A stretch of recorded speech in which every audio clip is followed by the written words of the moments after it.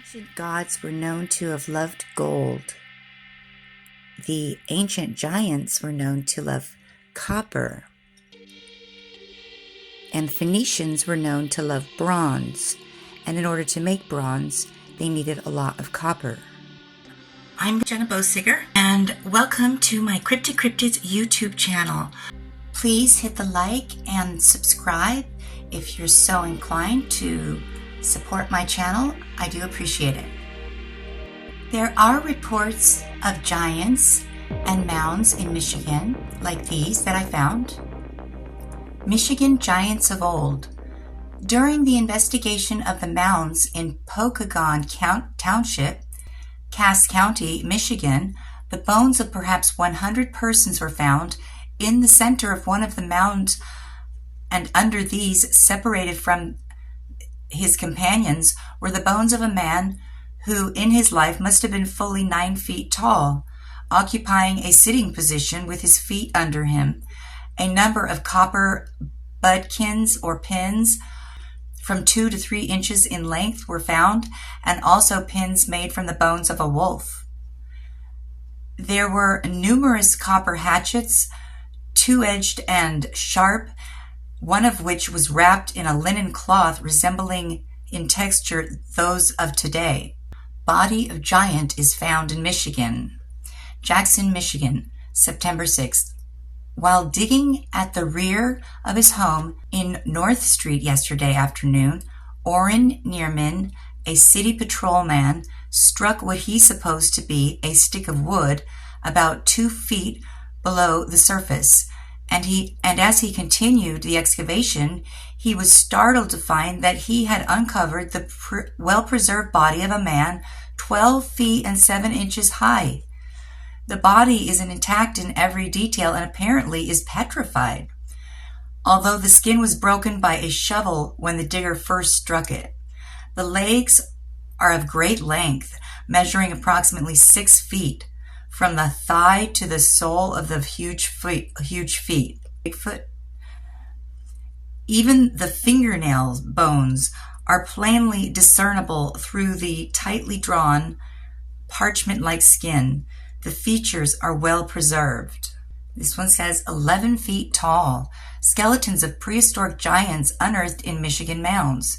A Carson City correspondent of the Detroit News writes that the remains of a forgotten race were recently dug up from the mounds on the south side of Crystal Lake. So compared to a lot of these other states, that's actually not very many. I was searching for the mounds and doing the regular searches for giants in the state. Not a lot was really turning up besides those few articles. And it wasn't until I was sort of led to search a copper culture. There were so many connections. Artifacts that show people living overseas in ancient times, in the BC. And so what this does to the idea of evolution, it's not what it shows.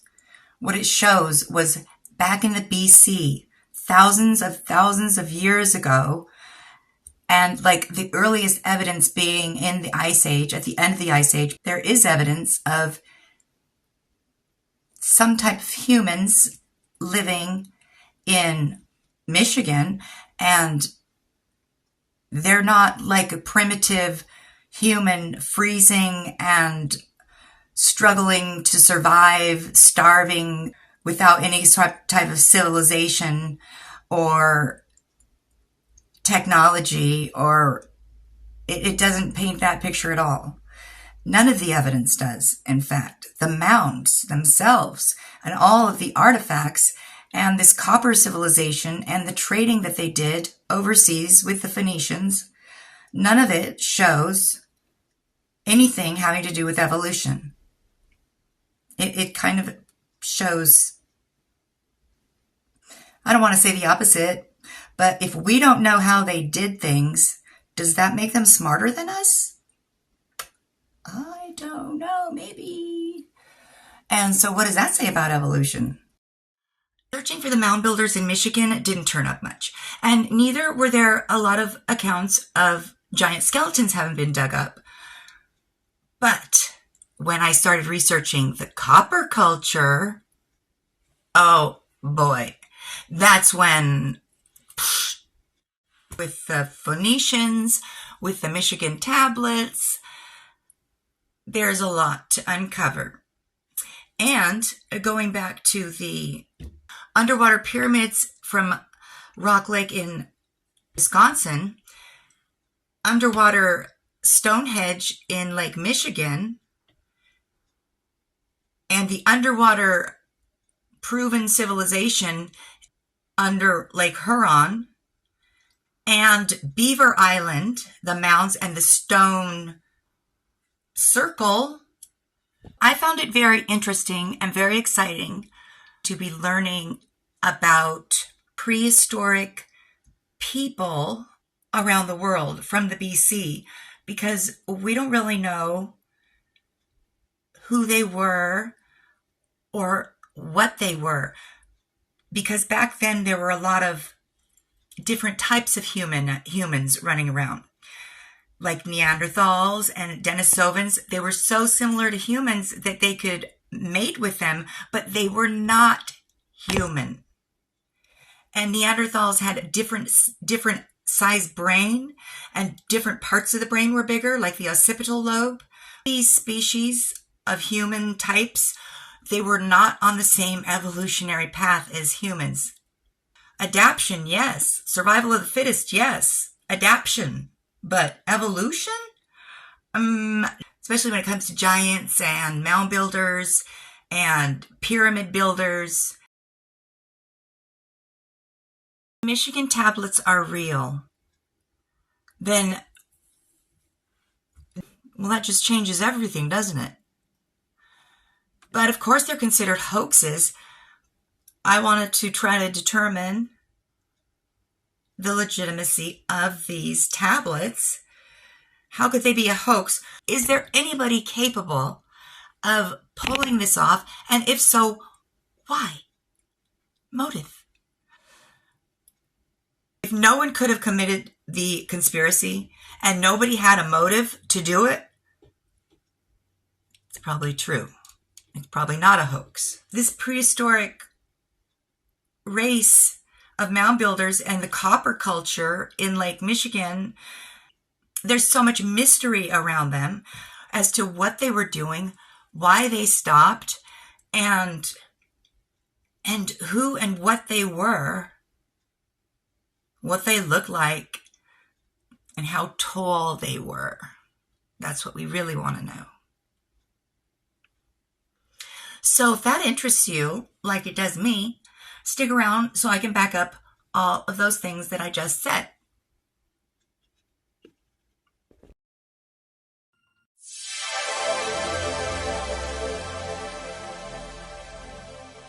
In the summer of 1937, a young Milwaukee native named Max Eugene Knoll decided to test his experimental new diving equipment, scuba gear, while searching for pyramids in Rock Lake. And while doing so, he spotted a tall, conical shape during one dive that he believed to be man-made. And in 1937, he wrote, "The pyramid rises up from a 36-foot bottom to its upper base, which is 7 feet from the surface, therefore being 29 feet high.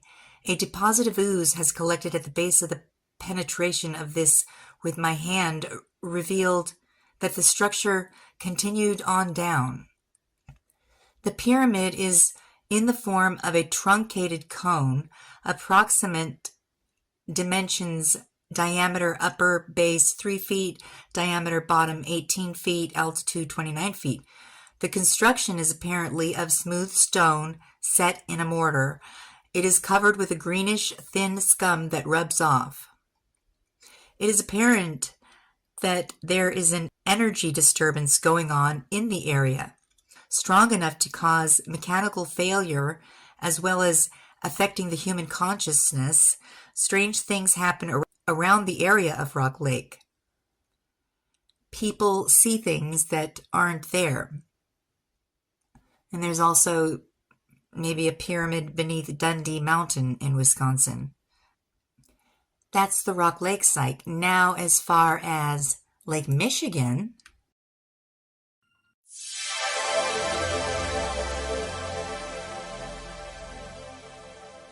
so about 14,000 years ago, the glacier that occupied Lake Michigan began to pull back from a large highland that flanked the southern part of the lake basin. And this consisted of glaciers. Waves lapped up against the shore and formed the first Lake Michigan shoreline in what is now called Glenwood Phase, and the shoreline is called Glenwood Beach. This fossil beach is only a little wave of washed pebbles and some sand dunes, but in other areas of Glenwood Beach is a large, multi-fingered sand pit capped by dunes. So this Chippewa phase, when the land was exposed at the bottom of Lake Michigan, lasted for about 4,000 years. Anyone standing on the shoreline of modern Lake Michigan could have looked northward and not seen any water. Not only would they not have seen water, but it would have been more than a 5-mile walk for a drink. The old copper complex of the Great Western Lakes is best known and can be dated as far back as 9,500 years ago. So I found some articles about artifacts from about the old copper culture.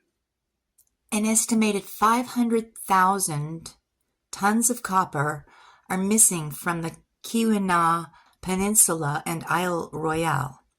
The copper was removed from the pit mines, which ranged from 5 to 30 feet deep, and there are thousands of abandoned pit mines in this Keweenaw Peninsula, more than 4,000 on Isle Royale alone. And these pit mines were worked before 1000 BC, and around 1250 BC, the mining activity stopped abruptly. Enormous slabs of copper were lifted out of the pits. Pieces of pure copper, they seem to have left abruptly and abandoned the mines that were just deserted around 1250 BC. Enormous pieces of pure copper weren't the only things left behind when the miners left. At one pit were thousands of stone axes and hammers, and it appeared that the miners had simply dropped their tools, left unfinished work, and walked away. The Phoenicians loved bronze, and the Bronze Age took place approximately 3300 BC to 1200 BC and was characterized by the use of bronze. And the demand for bronze in Europe and the Mediterranean was enormous. And it required copper for smelting and purifying. And where did the necessary copper come from to do that? Of course, one theory is that the ancient mariners made regular journeys to the Americas to procure copper. The Phoenicians, it says that the Phoenicians record journeys lasting 3 years specifically to procure copper. Records suggest that both Phoenicians and the Vikings arrived on the east coast of the Americas before and during the Bronze Age, and that Phoenicians dominated sea trade in the Mediterranean Sea. And the Mediterranean region produced vast amounts of bronze and eventually led the way into the Iron Age. And the Bronze Age was a demand for workable copper. In Peterborough, Canada, hundreds of petroglyphs are found in limestone about a third the size of a football field, and some have been interpreted as a record of an expedition to get copper. Other glyphs record people in the ocean with porpoises. The petroglyph of a sailing ship is just a few miles from Copper Harbor at the tip of the Keweenaw Peninsula. What happened in 1250 BC? And I wonder why the Phoenicians ended. The mound builder, Michigan tablets. A lot of people think that they are a hoax. There are so many, and the biggest question I have is, who would have the ability to pull off that hoax, and why? What motive would anyone have to do that? I mean, that would be ridiculously, maybe impossible to carry off that hoax. They're referring to things from the Bible, which would mean that the Phoenician connection is true. And is that really so hard to believe that the ancient people were able to make it over here by the boats to get copper that they wanted? But that would mean that these tablets are real and true and made by the mound builders, which has so many implications. I can understand why it would be hard to think of them as legitimate, but I can't believe that they're not more talked about either, because they change everything. And one thing that they really change is the idea of a poor, starving, freezing, ignorant caveman. And again, that sort of puts evolution in a predicament. Adaptation, yes. Fighting for the fittest of survival, yes, but evolution. And it just doesn't sound like the task that they made these giant stone monuments at the end of the Ice Age with huge stones. And even if they went there and did it during the summer months, it had to have been freezing. There was no water. They're basically documenting things that were maybe told to them from the Bible. There's a lot here to research, but everything does seem to be falling in place as far as the timeline and the possibility of it. And the likelihood of it being a hoax is not bloody likely.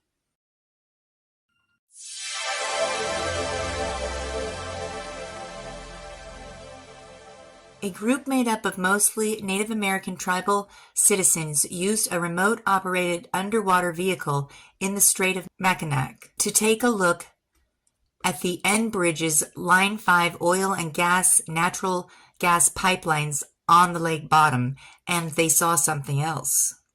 What they allegedly saw were stones arranged in a circular and linear patterns on the lake floor. Every Michigander knows about the view through the famous Arc Rock on Mackinac Island, but there is something new of geological interest: the possibility of 10,000-year-old stone circle at the bottom of the Straits of the Mackinac. If that was done by the hands of humans, it occurred when the strait area was last above water, near the end of the last ice age, about 10,000 years ago. And this isn't the first time ancient secrets have been revealed under Lake Michigan. In 2007, while searching for the remains of sunken ships, Professor Mark Hawley of underwater archaeology in the Northwestern University of Michigan and his colleague Brian Abbott discovered a stone structure at a depth of 12 meters in Lake Michigan.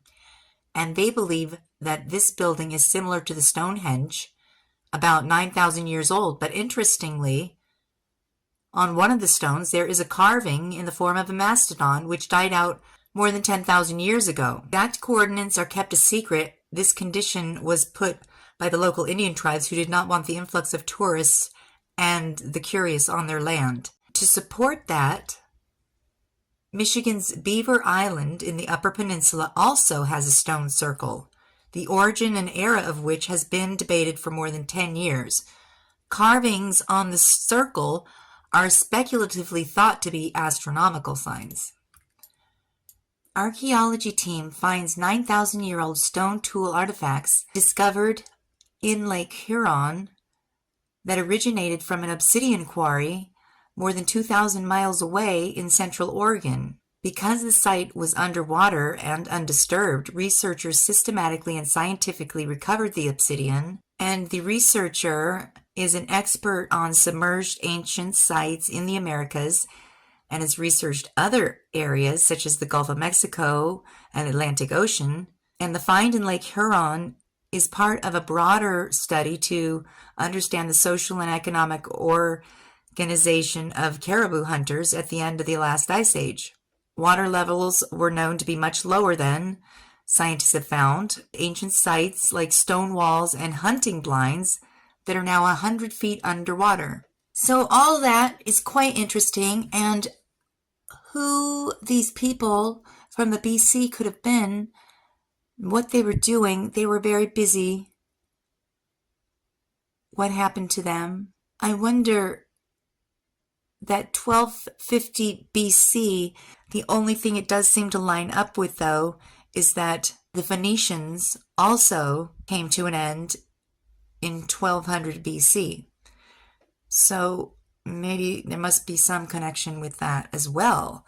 I've yet to research every aspect of this, but there's just a lot of information and artifacts to look at coming from Michigan. And if you found that interesting, don't forget to hit the like for this video and make sure you're subscribed. I'm Jenna Bosiger, and until next time, bye!